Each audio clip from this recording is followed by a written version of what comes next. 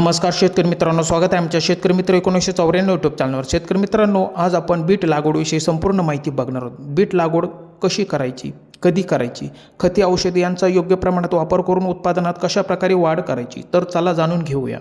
Bit थंड हवामानातील पीक असून बियाणे पेरताना ते भरपूर कंपोस्ट जमिनीत पेरावे। रोपे उगवल्यानंतर प्रति चौरस फूट 9 रोपे ठेवावीत, बाकीच्या अतिरिक्त रोपे काढून टाकावीत। शेतकरी मित्रांनो, तुम्ही बघू शकता बीट खूप छान प्रकारे आलेले आहे, खूप मोठी साईज झालेली आहे। बीटला दररोज किमान 6 तास सूर्यप्रकाश मिळायला हवा। सामान्यतः लागवडीनंतर 50 ते 70 दिवसांत पीक काढणीस येते।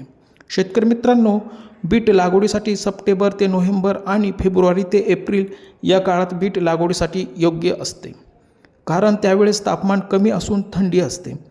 बीट लागवडीसाठी सरीवर किंवा रोपांच्या ओळीत 15 ते 20 सेंटीमीटर अंतर ठेवा। बीज पेरताना प्रत्येक ठिकाणी 2 बिया टाकून लावा। तुम्ही बघू शकता ही वाफ्यात पेरणी केलेली खूप छान प्रकारे बीट आलेली आहे। साधारणपणे लागवड करताना 30 ते 45 सेंटीमीटर अंतरावर सरी करून आणि सरीवर 15 ते 20 सेंटीमीटर अंतरावर बियाणे लावले जाते।